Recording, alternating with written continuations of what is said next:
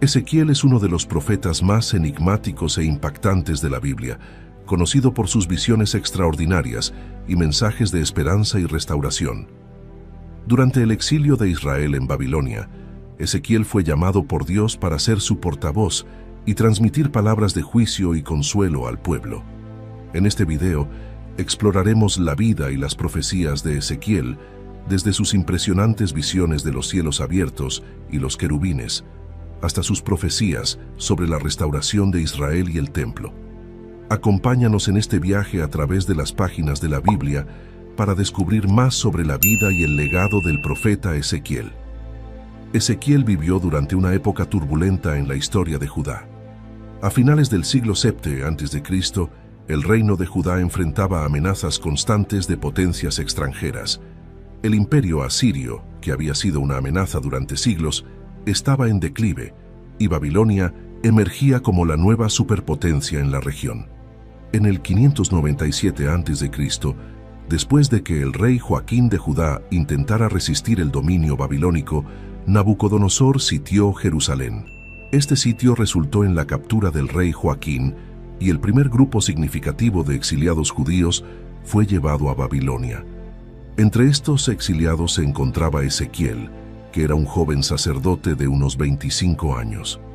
Este exilio fue una época de gran angustia y desesperanza para los israelitas, quienes se encontraban lejos de su tierra natal y de su templo en Jerusalén.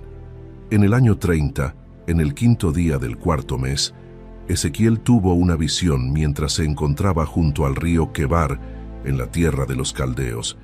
En esta visión, Ezequiel fue testigo de la gloria de Dios de una manera majestuosa y aterradora. Vio una gran tormenta de viento que venía del norte, una gran nube con fuego resplandeciente, y en medio del fuego, algo que parecía ser el resplandor del electro, una aleación dorada brillante. Esta visión señalaba que Ezequiel estaba a punto de recibir un mensaje divino. En Ezequiel 1:1-3 se narra: «Y vi visiones de Dios. En el 5º año de la deportación del rey Joaquín, a los 5 días del mes, vino la palabra del Señor al sacerdote Ezequiel, hijo de Buzi, en la tierra de los caldeos, junto al río Quebar. Allí vino sobre él la mano del Señor. En medio del fuego, Ezequiel vio 4 criaturas vivientes. Cada una de estas criaturas tenía 4 caras y 4 alas. La cara de cada criatura era distinta: una de hombre, una de león, una de toro y una de águila. Estas criaturas se movían en todas direcciones sin volverse, y cada una tenía una rueda en la tierra junto a ella.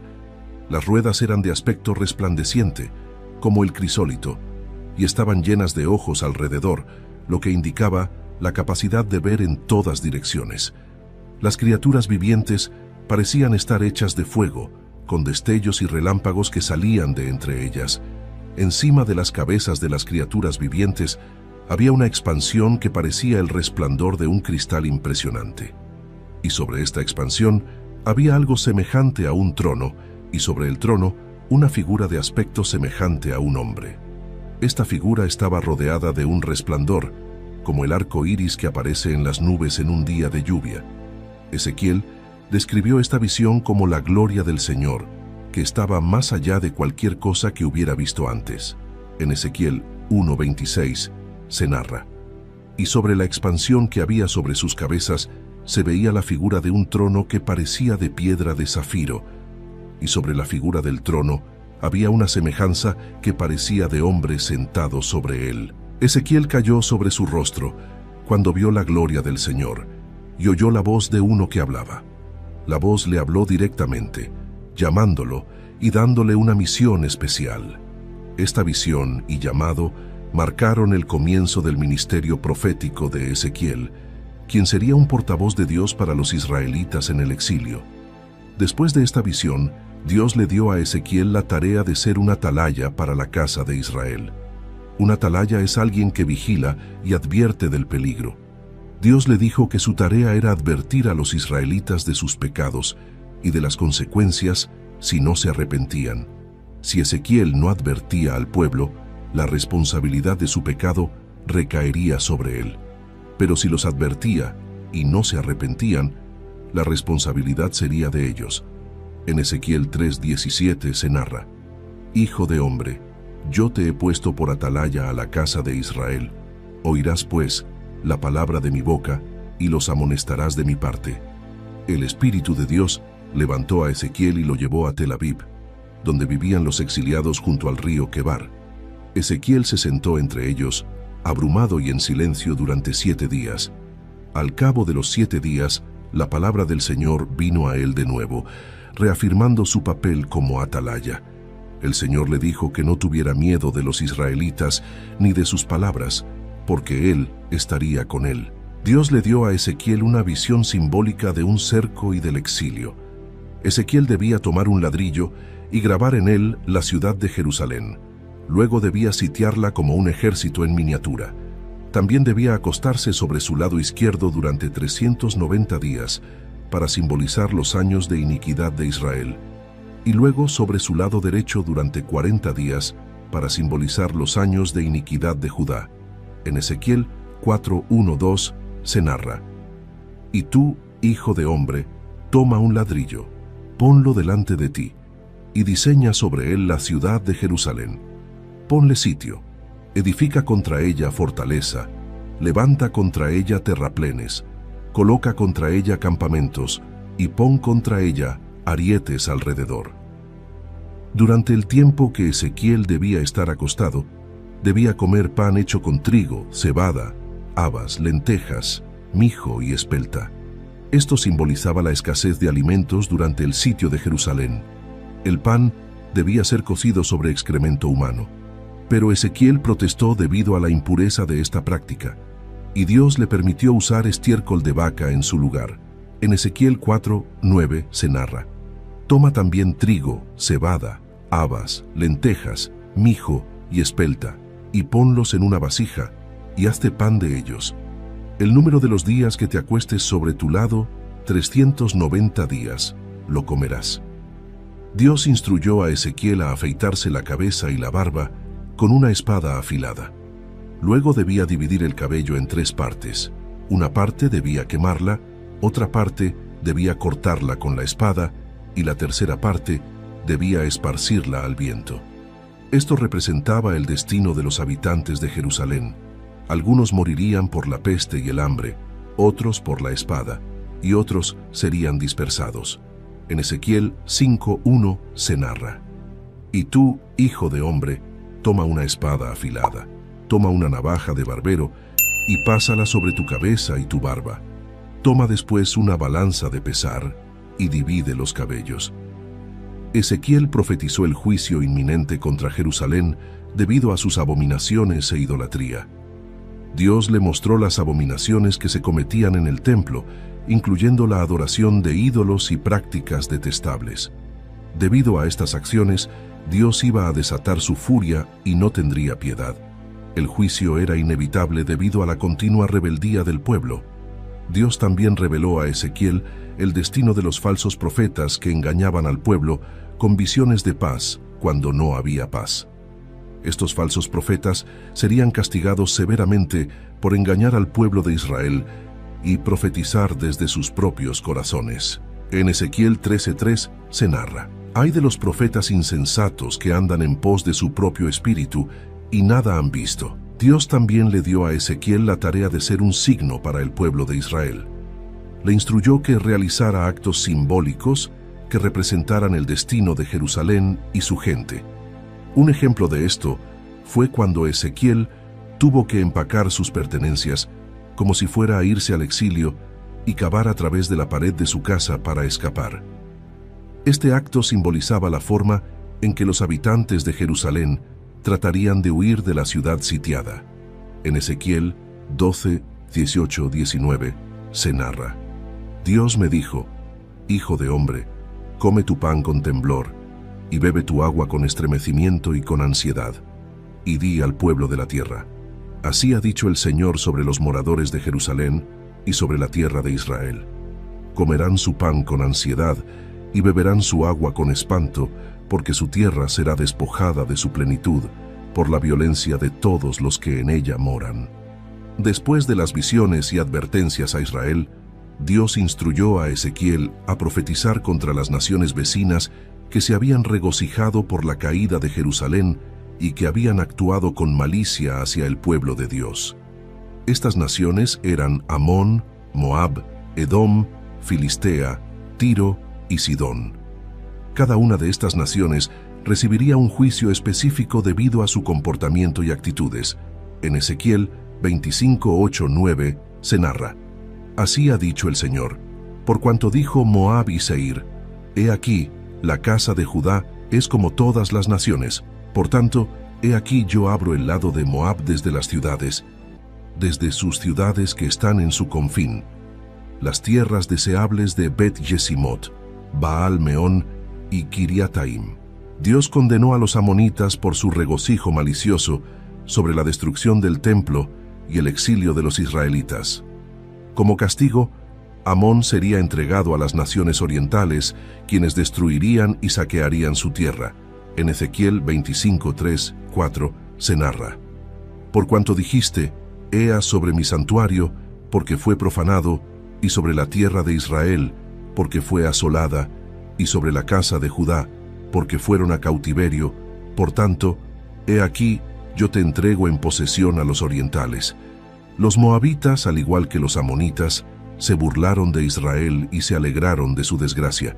Dios anunció que Moab también sería conquistada, y sus ciudades más importantes serían destruidas. Edom, descendiente de Esaú, había actuado con crueldad hacia Judá.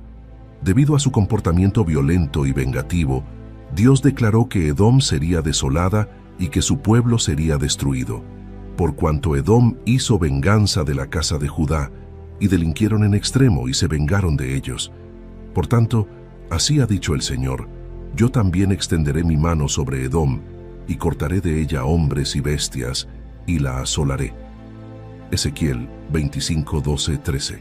Los filisteos también fueron juzgados por su odio perpetuo hacia Israel y por su deseo de venganza.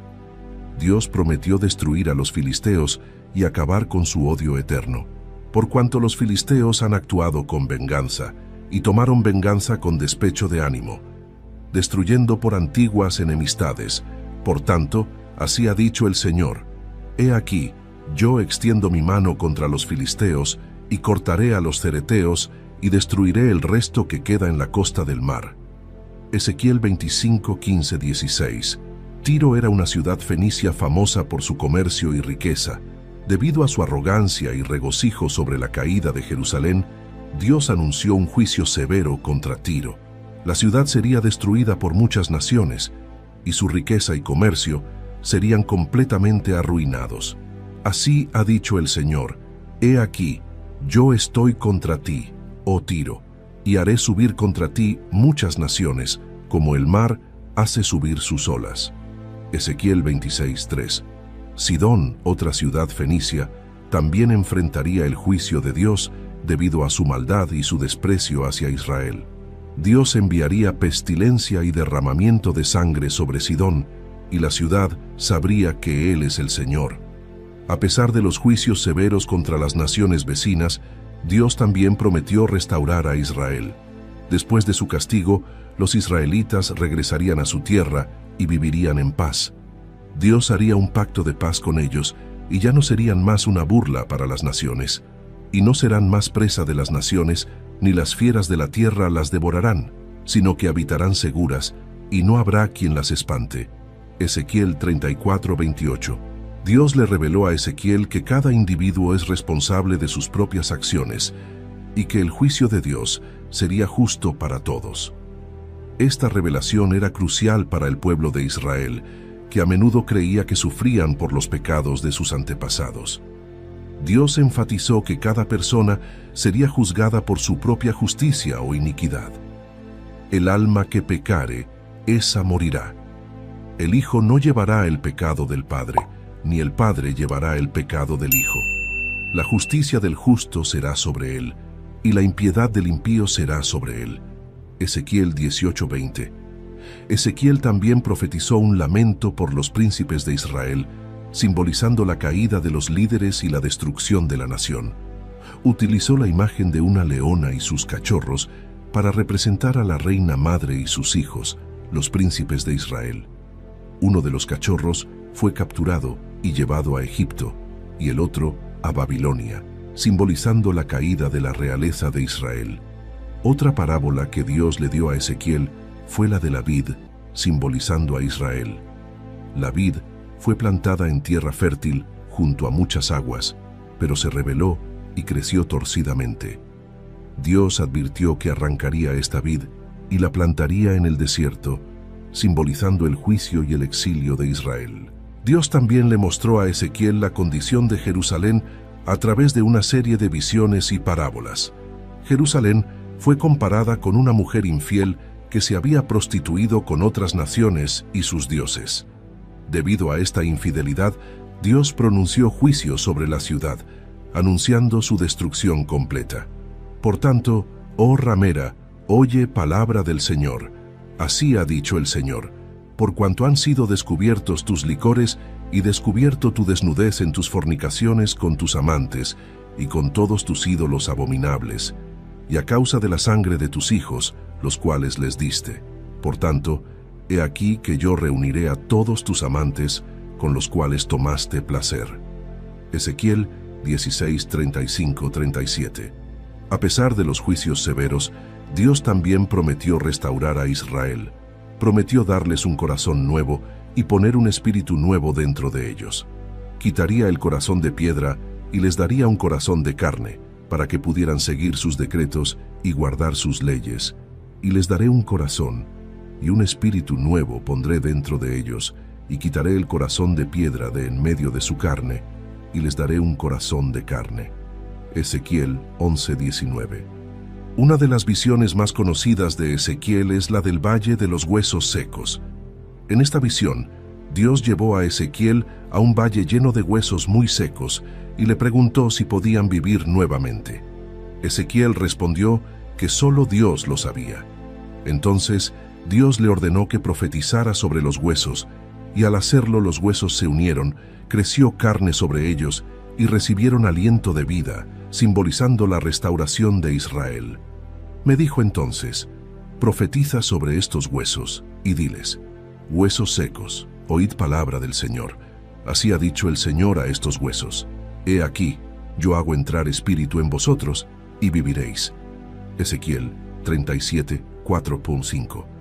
Dios prometió también unificar a las casas divididas de Israel y Judá bajo un solo rey, un descendiente de David. Esta promesa aseguraba que el pueblo de Dios viviría en unidad y prosperidad, siguiendo los caminos de Dios.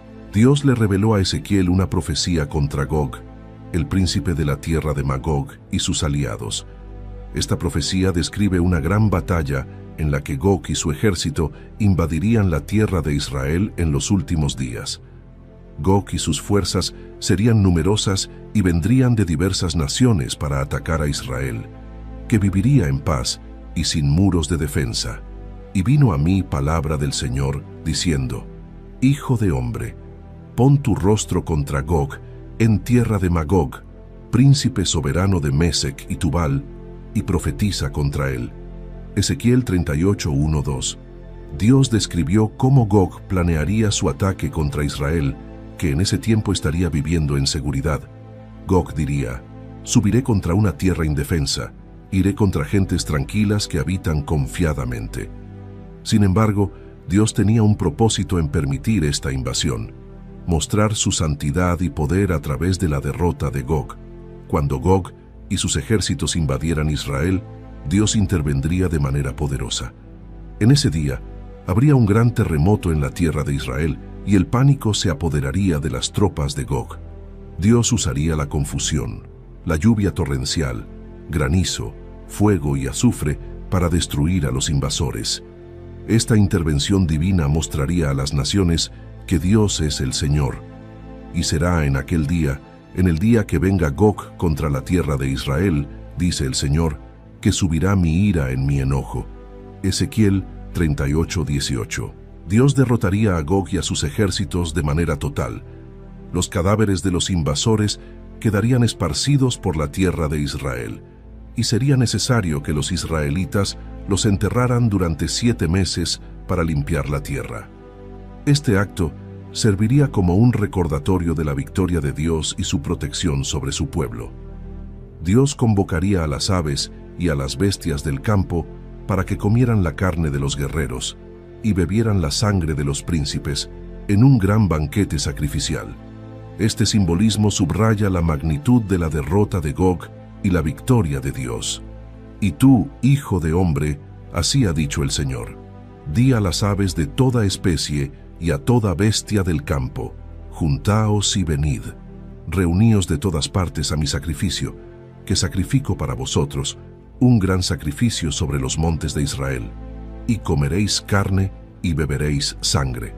Ezequiel 39:17. Después de la derrota de Gog, Dios prometió restaurar a Israel completamente. Reuniría a los israelitas de todas las naciones donde habían sido dispersados y los traería de vuelta a su tierra. Dios derramaría su espíritu sobre la casa de Israel, renovando su relación con él y asegurando su fidelidad. Ni esconderé más de ellos mi rostro, porque habré derramado de mi espíritu sobre la casa de Israel, dice el Señor. Ezequiel 39:29. Dios le dio a Ezequiel una visión detallada de un nuevo templo que sería construido en la tierra de Israel. Esta visión ocupó varios capítulos del libro de Ezequiel y proporcionaba medidas precisas y detalles arquitectónicos del templo. La visión comenzaba con un hombre que llevaba una caña de medir, mostrándole a Ezequiel las dimensiones del templo y sus diversas partes.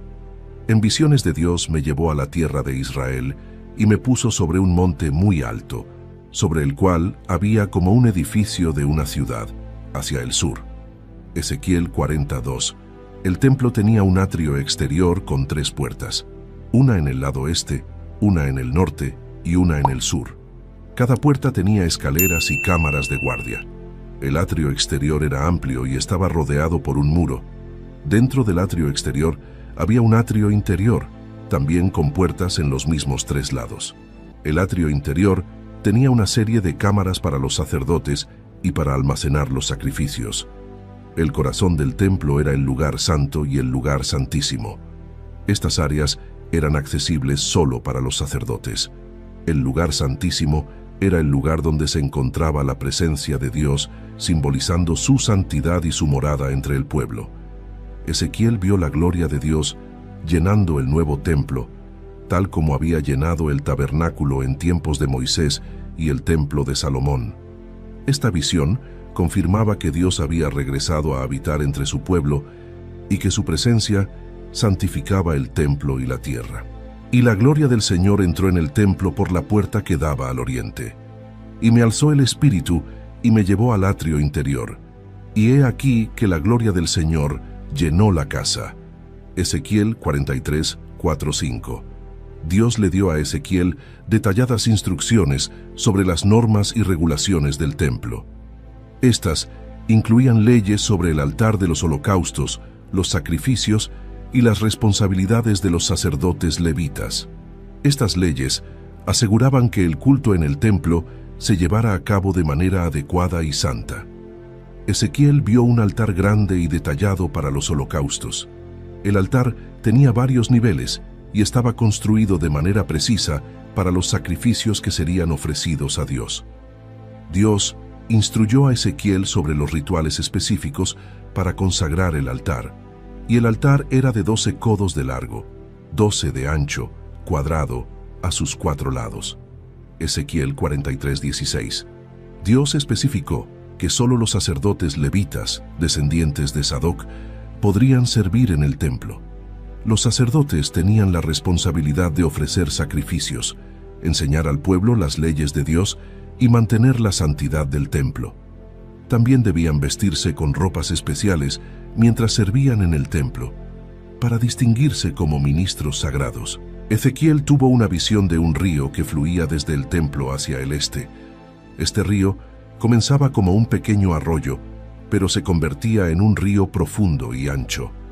Dondequiera que el río fluía, traía vida y sanidad. Los árboles a lo largo de las orillas del río producían frutos cada mes, y sus hojas eran medicinales. Y me dijo: Estas aguas salen a la región del oriente y descenderán al Arabá y entrarán en el mar, y entradas en el mar recibirán sanidad las aguas.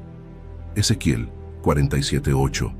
Dios le mostró a Ezequiel cómo sería redistribuida la tierra de Israel entre las 12 tribus. Cada tribu recibiría una porción equitativa de la tierra, y el templo estaría en el centro de esta distribución. La ciudad de Jerusalén también sería restaurada, y se llamaría El Señor está allí, que simbolizaba la presencia permanente de Dios con su pueblo. Y el nombre de la ciudad desde aquel día será El Señor está allí. Ezequiel 48:35. El nuevo templo representaba la renovación espiritual y la restauración de la relación entre Dios y su pueblo. La estructura del templo, las normas para el culto y las visiones de Ezequiel subrayaban la santidad y la gloria de Dios, así como su deseo de habitar entre los israelitas de una manera tangible y permanente.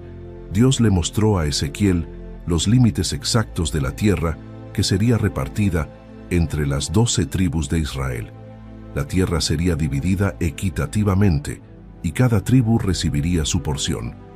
En el centro de esta tierra estaría el nuevo templo, lo que simbolizaba que Dios sería el centro de la vida de su pueblo. La tierra sería dividida en franjas paralelas que se extenderían desde el mar Mediterráneo hasta el río Jordán. Cada tribu tendría una porción igual, y en el centro de estas franjas estaría la porción santa, donde se ubicarían el templo y la ciudad santa. Esta división aseguraba que todos tuvieran acceso equitativo a la presencia de Dios y a las bendiciones de la tierra prometida. Y estas son las salidas de la ciudad. Al lado norte, 4.500 cañas de medida. Ezequiel 48:30. Dios le dio a Ezequiel instrucciones detalladas sobre las ofrendas y las fiestas que debían celebrarse en el nuevo templo. Estas ofrendas incluían holocaustos, ofrendas de paz y ofrendas por el pecado, todas las cuales eran esenciales para mantener la relación del pueblo con Dios. Las fiestas, como la Pascua y la fiesta de los tabernáculos, eran tiempos de celebración y renovación espiritual. En las visiones finales, Dios le mostró a Ezequiel la restauración de Jerusalén como una ciudad santa y justa. La nueva Jerusalén sería un lugar donde la presencia de Dios residiría permanentemente, y su nombre sería El Señor está allí, subrayando esta verdad. La ciudad sería un testimonio de la fidelidad de Dios y su deseo de habitar con su pueblo. Dios estableció un nuevo orden social y espiritual para su pueblo. Los líderes serían justos y actuarían con integridad, asegurando que las leyes de Dios se siguieran estrictamente. La adoración y el culto en el nuevo templo serían puros y centrados en la santidad de Dios. Los sacerdotes levitas, descendientes de Sadoc, serían responsables de ministrar en el templo y enseñar al pueblo. La tierra de Israel sería redistribuida entre las 12 tribus, y cada tribu recibiría una porción equitativa. La porción central sería la Tierra Santa, donde se ubicarían el templo y la ciudad santa. Esta distribución simbolizaba la justicia y la equidad de Dios, y aseguraba que todos tuvieran acceso a su presencia y bendiciones. La visión del río de agua viva que fluía desde el templo continuaba siendo una imagen poderosa de la renovación y sanidad que Dios traería a su pueblo. El río transformaba el desierto en un jardín fértil, y sus aguas traían vida y sanidad. Los árboles a lo largo de las orillas del río producían frutos constantemente y sus hojas eran medicinales, representando la provisión y la sanidad continua de Dios. En Ezequiel 47:12 se narra: junto al río en la ribera a uno y otro lado crecerá toda clase de árboles frutales. Sus hojas nunca caerán, ni faltará su fruto. A su tiempo madurará, porque sus aguas salen del santuario, y su fruto será para comer y su hoja para medicina. Los príncipes en el nuevo orden social de Israel tendrían la responsabilidad de gobernar con justicia y equidad. Debían evitar la opresión y la injusticia, asegurando que el pueblo viviera en paz y prosperidad. Los sacerdotes levitas, por su parte, tenían la responsabilidad de mantener la pureza del culto y enseñar las leyes de Dios al pueblo. Su servicio en el templo era vital para mantener la santidad y la comunión con Dios. El aspecto más significativo de la visión de Ezequiel era la presencia permanente de Dios en medio de su pueblo. A lo largo de las visiones, Dios reiteró su deseo de habitar entre los israelitas y ser su Dios. Esta promesa de presencia continua aseguraba que el pueblo viviría en una relación íntima y constante con su Creador. La historia del profeta Ezequiel es una poderosa narrativa de juicio y esperanza, de advertencia y restauración. A través de sus visiones y profecías, Ezequiel mostró la gravedad del pecado y la justicia de Dios en juzgar a su pueblo y a las naciones vecinas. Sin embargo, también subrayó la fidelidad de Dios y su deseo de restaurar y renovar a Israel. La enseñanza central de la historia de Ezequiel es que Dios es justo y santo y no tolera el pecado y la injusticia. Sin embargo, también es un Dios de esperanza y restauración, dispuesto a perdonar y renovar a aquellos que se arrepienten y vuelven a Él. La promesa de un nuevo templo, un nuevo orden social y la presencia continua de Dios entre su pueblo subraya su fidelidad y su deseo de comunión con nosotros. Esta historia nos recuerda la importancia de vivir en santidad, justicia y obediencia, confiando en la promesa de la presencia y provisión de Dios. En Ezequiel 48:35 se narra: y el nombre de la ciudad desde aquel día será: El Señor está allí.